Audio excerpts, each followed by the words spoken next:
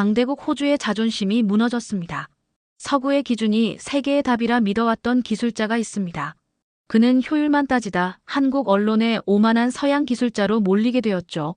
결국 그는 깊은 상처를 안고 한국을 20년이나 혐오하며 살아왔습니다. 하지만 단 한 사람, 그에게는 한국계 아내가 있었습니다. 그녀의 한마디로 그의 인생은 송두리째 바뀌었다고 합니다. 결국 약소국 한국에 무릎을 꿇었고 심지어 광안대교 앞에서 눈물을 흘렸다고 합니다. 대체 무엇이 그를 그렇게 서럽고 억울하게 만들었을까요? 그 놀라운 이야기 지금 시작합니다. 그 전에 단 3초면 됩니다. 구독과 좋아요를 눌러주시면 다음 영상을 빠르게 보실 수 있습니다. 안녕하세요. 저는 마크 도슨이라고 합니다. 교통 인프라 기술자로 일하다 얼마 전 은퇴했죠. 20년이란 세월이 흘렀지만 아직도 그 기억은 선명합니다. 부산 도시 교통자문 프로젝트에 참여했던 그날들 말입니다.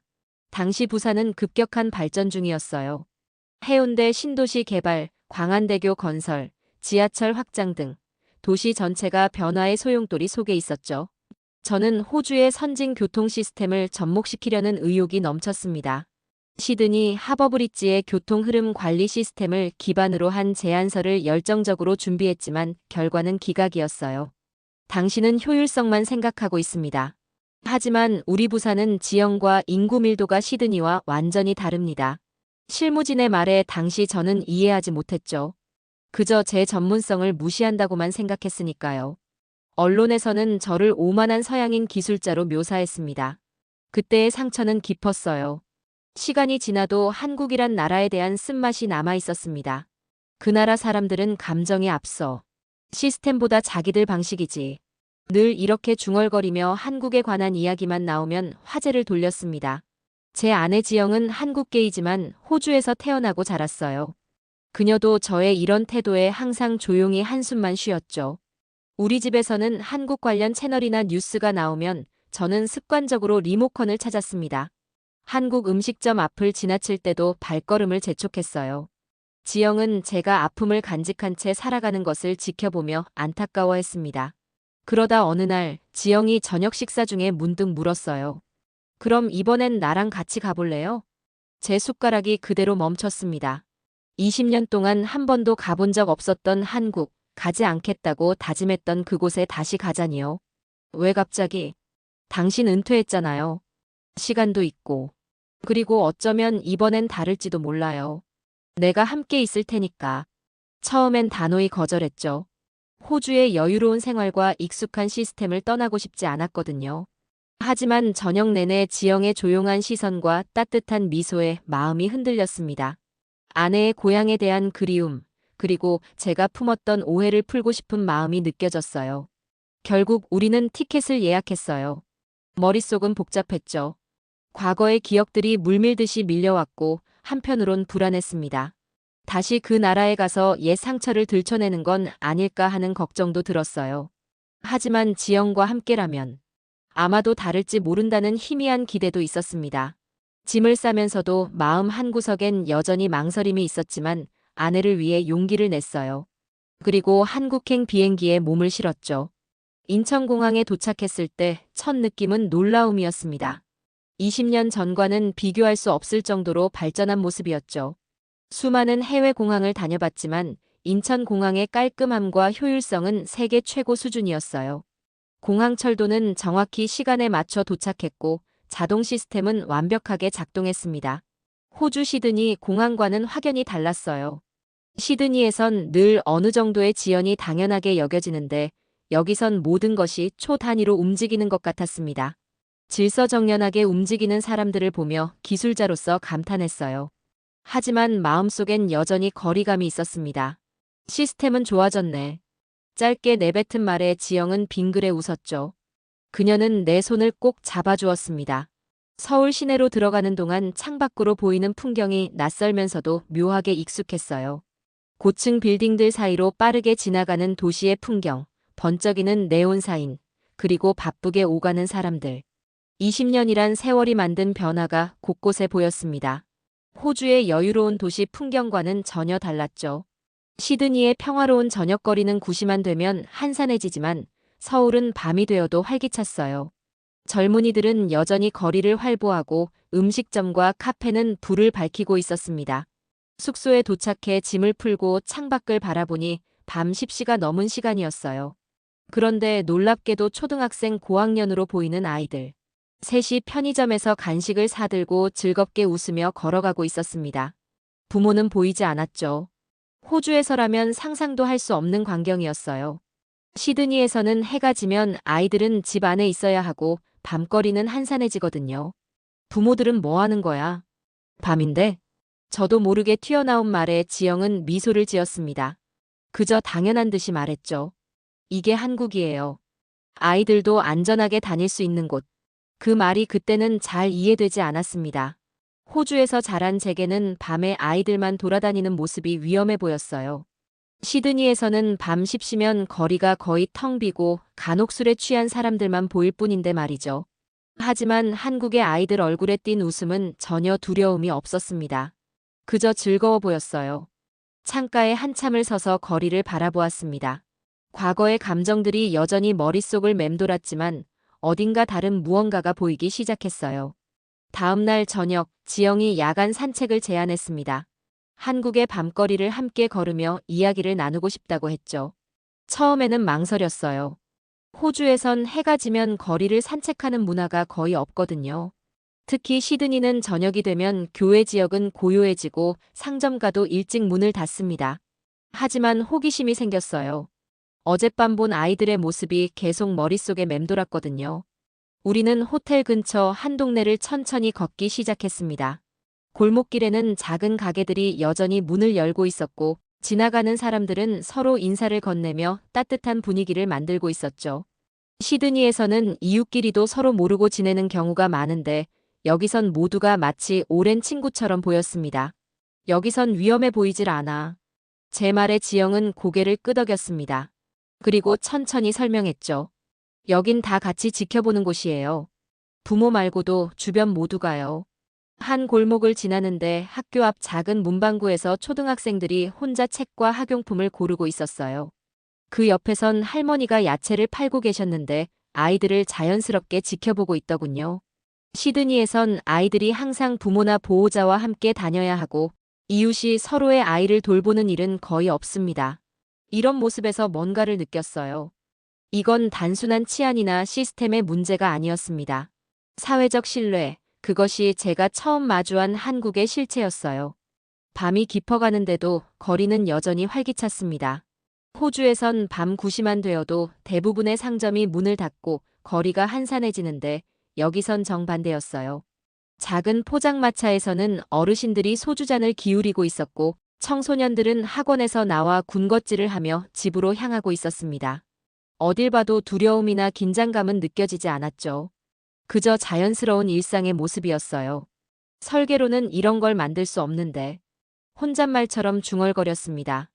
호주에서 제가 참여한 도시 설계 프로젝트들은 항상 안전과 효율에 초점을 맞추었지만 이런 따뜻한 사람 사이의 신뢰는 고려한 적이 없었거든요.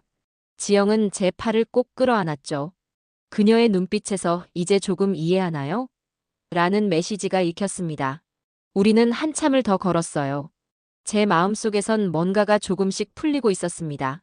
논리로 설명할 수 없는 사회적 신뢰의 실체를 처음 마주한 밤이었습니다. 부산에 가봐요. 당신이 있었던 그 길도. 아침 식사 중에 지영이 갑자기 제안했습니다. 그 말에 가슴이 철렁 내려앉았어요. 부산은 제게 실패와 상처의 기억이 남아있는 곳이었죠. 하지만 지영의 따뜻한 눈빛을 보니 거절할 수 없었습니다. 아니, 어쩌면 제 상처를 치유할 기회일지도 모른다는 생각이 들었어요. 렌터카를 빌려 부산으로 향했습니다. 서울에서 부산까지 이어지는 고속도로에 진입하자마자 놀라움의 연속이었어요. 호주에서 장거리 운전은 한적한 도로, 끝없는 평원, 간혹 보이는 야생동물들이 전부인데 한국의 고속도로는 달랐습니다. 이건 대단하다. 교통량이 많은데도 차들은 체계적으로 흐르고 있었어요.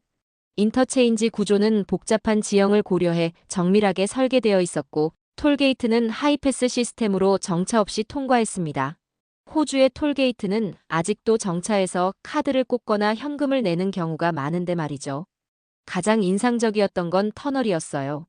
연속된 곡선 터널이 산맥을 관통하며 지형의 제약을 극복하고 있었습니다.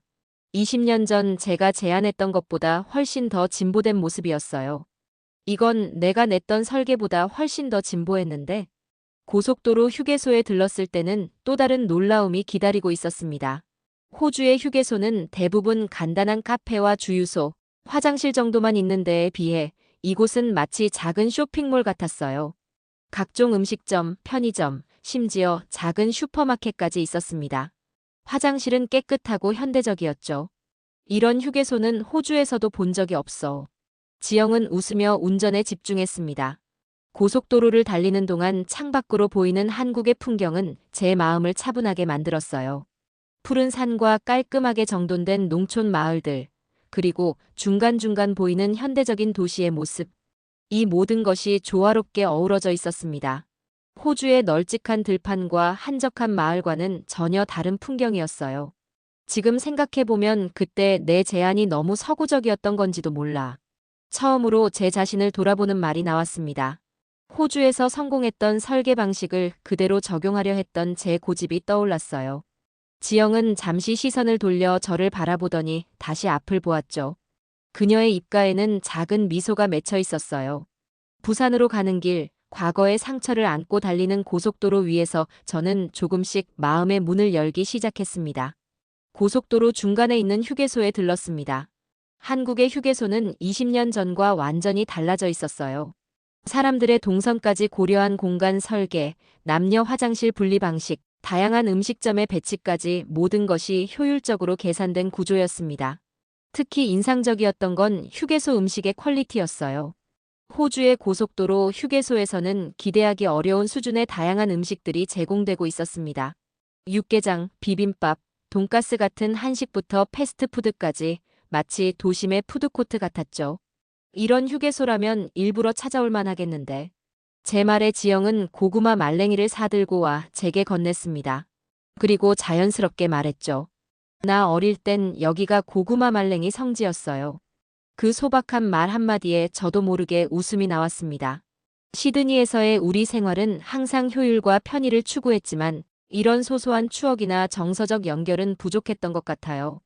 20년 동안 한국에 대해 쌓아온 벽이 조금씩 허물어지는 느낌이었습니다. 우리는 다시 차에 올라 부산을 향해 달렸어요.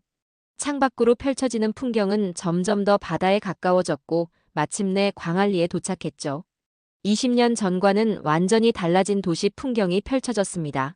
웅장한 광안대교가 바다 위를 가로지르고 해변을 따라 현대적인 건물들이 늘어서 있었어요. 20년 전 제가 자문했던 프로젝트 현장 앞에 차를 세웠습니다. 그곳의 선이 당시의 기억이 물밀듯이 밀려왔어요. 열정적으로 설명했던 제안들, 그리고 그것이 받아들여지지 않았을 때의 실망감, 모든 것이 생생했습니다. 하지만 이제 보니 그 길은 제가 제안했던 것과는 다른 방식으로 더 발전된 모습으로 완성되어 있었어요. 호주식 설계가 아닌 한국의 지형과 문화에 맞게 변형된 모습이었습니다. 그땐 다 나를 무시한 줄 알았어. 솔직한 심정을 털어놓았습니다. 지영은 제 손을 잡고 가만히 거리를 바라보았죠. 우리는 한참을 그렇게 서 있었어요. 과거의 상처를 직면하고 있는 순간이었습니다. 그런데 이상하게도 마음이 차분해졌어요. 더 이상 분노나 실망감이 밀려오지 않았습니다. 그저 다른 시각으로 세상을 바라볼 수 있는 여유가 생겼죠. 해가 저물고 광안리 해변은 은은한 조명으로 빛나기 시작했습니다. 광안대교의 화려한 불빛이 바다 위에 반사되어 환상적인 야경을 만들어냈죠. 호주의 해변은 해가 지면 대부분 텅 비거나 간혹 술 마시는 젊은이들만 있는데 이곳은 달랐어요. 우리는 해변가 벤치에 앉아 그 광경을 바라보았습니다. 그때 눈에 들어온 건 해변에서 뛰놀고 있는 청소년들이었어요. 부모는 보이지 않았지만 아이들은 마음껏 웃고 떠들며 놀고 있었습니다. 시드니의 본다이 비치나 맨리 비치에서는 상상도 할 수 없는 광경이었어요. 호주에서는 해가 지면 아이들은 반드시 부모와 함께 있어야 하고 해변은 대부분 텅 비기 마련입니다. 하지만 여기 광안리에서는 밤이 되어도 가족들의 웃음소리가 끊이지 않았어요. 주변 식당가에서는 활기찬 대화 소리와 함께 부산의 명물 음식들을 즐기는 사람들이 보였습니다. 신선한 해산물을 활용한 회, 해물탕, 그리고 대표적인 부산 음식인 밀면과 돼지국밥의 향기가 바닷바람과 함께 퍼져왔어요. 저기 저 가게가 부산에서 유명한 밀면집이에요. 가볼래요? 지영의 제안에 발걸음을 옮겼습니다. 밀면은 부산을 대표하는 음식으로 쫄깃한 면발과 시원한 육수가 특징이라고 했어요. 처음 맛보는 밀면의 독특한 식감과 맛에 감탄했습니다. 호주에서는 경험할 수 없는 새로운 맛이었죠. 식사를 마치고 다시 해변으로 나왔어요. 야경이 아름다운 광안대교를 배경으로 사진을 찍는 관광객들, 해변을 따라 산책하는 연인들, 모래성을 쌓는 아이들. 이 모든 것이 밤 시간에도 자연스럽게 어우러져 있었습니다. 마치 도시 전체가 하나의 거대한 거실처럼 느껴졌어요. 지영은 제 어깨에 머리를 기대며 말했어요. 이게 내가 그리워하던 한국이에요. 그 순간 아내가 호주에서 느꼈을 그리움과 외로움이 어렴풋이 느껴졌습니다. 시드니의 넓은 공간과 개인주의적 문화 속에서 지영은 이런 정서적 연결을 얼마나 갈망했을까요? 우리는 오랫동안 바다를 바라보며 이야기를 나눴습니다. 처음으로 한국에 대한 그리고 서로에 대한 이해가 깊어지는 밤이었어요. 다음 날 우리는 부산의 명소들을 둘러보기로 했습니다. 해운대 해수욕장, 태종대, 감천문화마을, 그리고 국제시장까지 부산의 다양한 모습을 만날 수 있었어요. 특히 감천문화마을은 제 마음을 사로잡았습니다. 좁은 골목길을 따라 색색의 집들이 산빛 아래 층층이 자리 잡고 있었죠. 원래 피난민들의 정착지였던 이곳이 지금은 예술과 문화의 공간으로 재탄생했다는 이야기를 들으며 도시 재생에 대한 새로운 시각을 얻었어요. 국제시장에서는 다양한 상품과 음식들이 좁은 골목을 따라 빼곡히 들어차 있었습니다. 호주의 넓고 정돈된 쇼핑몰과는 전혀 다른 활기와 정겨움이 느껴졌어요. 상인들의 호객 소리, 흥정하는 손님들, 음식 냄새가 뒤섞인 이 공간은 시드니에서는 경험할 수 없는 것이었습니다. 이 시장은 6.25 전쟁 후에 형성된 곳이에요. 피난민들이 생계를 위해 시작한 장터였죠. 지영이 설명해주는 부산의 역사를 들으며 이 도시가 지닌 깊은 이야기에 매료되었습니다. 단순한 관광지가 아니라 상처와 회복의 역사가 살아 숨쉬는 곳이었죠. 시장 한켠에서는 할머니들이 꼬박꼬박 정성스레 만든 씨앗 호떡을 팔고 계셨어요. 바삭한 겉면과 달콤한 씨앗 속 그 맛은 호주의 어떤 디저트보다도 인상적이었습니다. 부산의 명물인 영도다리를 건너며 지영이 말했습니다. 이 다리는 옛날에 한 번씩 들어올려서 배가 지나갔대요. 그때 이별과 만남의 장소였다고 해요. 그 말을 듣는 순간 과거와 현재, 이별과 만남이라는 상징성이 저와 지영의 이야기와 묘하게 겹쳐졌습니다. 20년 전 부산에서의 상처와 지금 다시 만난 이 도시 사이의 시간이 마치 드넓은 바다처럼 느껴졌어요. 하루 종일 부산을 누비고 난 후 우리는 수변 카페에 자리 잡았습니다. 창밖으로는 활기찬 부산의 저녁 풍경이 펼쳐졌어요. 호주의 한적한 카페와는 달리 이곳은 저녁 시간에도 사람들로 북적였습니다. 그 활기찬 분위기 속에서 지영이 조용히 말을 꺼냈어요. 그때 당신 외로워했어요. 나도 몰랐던 한국의 방식이 있었던 것 같아요. 지영의 말에 가슴이 찡했습니다. 20년 전 제가 얼마나 고립감을 느꼈는지, 그리고 그것을 이해하지 못했던 지영의 마음까지 모든 것이 선명하게 다가왔어요. 호주로 돌아간 후 저는 한국에 대해 이야기하기를 거부했고 지영은 그런 저를 지켜보며 안타까워했던 것이죠. 그 사람들 때문이 아니라 그 속에서 내가 어떻게 있었는지를 지금에서야 조금 알겠어요. 솔직한 마음을 털어놓았습니다. 호주에서의 삶은 편안했지만 어쩌면 너무 개인주의적이었을지도 모른다는 생각이 들었어요. 시드니의 한적한 동네에서 우리는 이웃과 거의 교류 없이 살았고 모든 것이 규칙과 절차로 움직였죠. 하지만 이곳 한국에서는 사람과 사람 사이에 보이지 않는 연결이 있었습니다. 지영은 제 손을 꼭 잡았어요. 그녀의 눈에는 눈물이 맺혀 있었습니다. 나도 호주에 처음 갔을 때 많이 외로웠어요. 길은 넓은데 마음은 좁아지는 기분이었죠. 그 말에 제 마음의 문이 완전히 열렸습니다. 우리가 20년 동안 서로 말하지 못했던 감정들이 본물 터지듯 쏟아져 나왔어요. 호주의 여유와 한국의 정서, 그 사이에서 우리 부부가 느꼈던 모든 것들을 이야기했습니다. 가끔은 웃고 가끔은 울며 진심을 나눴어요.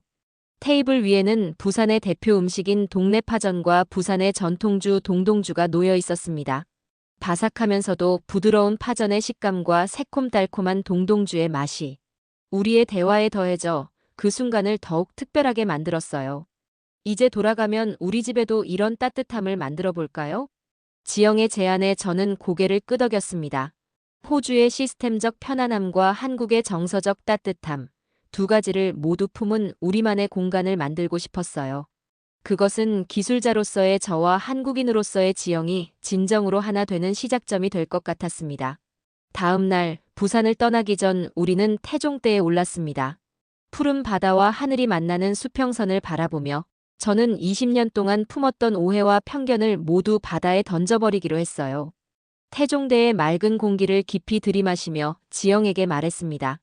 고마워, 나를 다시 데려와줘서. 시드니로 돌아온 지 한 달 후, 저는 대학에서 특강을 하게 되었습니다. 주제는 도시 설계의 문화적 맥락이었어요. 강의실에는 호주 학생들뿐만 아니라 다양한 국적의 학생들이 모여 있었죠. 저는 한국에서의 경험을 진솔하게 나누었습니다. 교통은 길을 만드는 게 아니라 실내를 설계하는 겁니다. 학생들의 눈이 반짝였어요. 한국 고속도로의 우수한 설계, 휴게소의 효율적인 공간 활용, 그리고 무엇보다 사람들 사이에 보이지 않는 실내 네트워크에 대해 설명했습니다. 호주의 도시 설계가 효율과 개인의 자유를 중시한다면 한국의 그것은 공동체와 신뢰를 기반으로 한다는 점을 강조했죠. 부산의 광안대교를 보세요. 단순한 다리가 아닙니다. 밤에는 화려한 조명으로 문화 공간이 되고 주변 해변과 어우러져 도시의 정체성을 만들어내죠. 사진 속 광안대교의 야경을 보여주며 설명했습니다. 학생들은 한국의 도시 설계가 기능성뿐만 아니라 문화적 맥락과 정서적 연결을 어떻게 고려하는지에 깊은 관심을 보였어요. 부산의 고속도로 휴게소는 단순한 정차 공간이 아닙니다. 그곳은 작은 문화 공간이자 지역 특산물을 만날 수 있는 장소죠. 심지어 일부 휴게소는 관광지로도 인기가 있습니다. 휴게소에서 찍은 사진들을 보여주며 한국의 휴게소가 어떻게 다양한 기능을 수행하는지 설명했어요. 고속도로라는 차가운 공간 속의 따뜻한 인간적 요소를 어떻게 녹여냈는지, 그것이 시드니의 도로 설계에도 적용될 수 있는 부분인지 토론했습니다. 강의가 끝난 후 우리 집 거실에서는 작은 변화가 일어났습니다. 호주의 넓은 공간과 여유로움은 그대로 유지하되 한국에서 가져온 작은 소품들과 사진들이 공간을 채웠어요. 지영은 이웃들을 초대해 한국 음식을 나누었고 저는 그들에게 한국의 이야기를 들려주었습니다.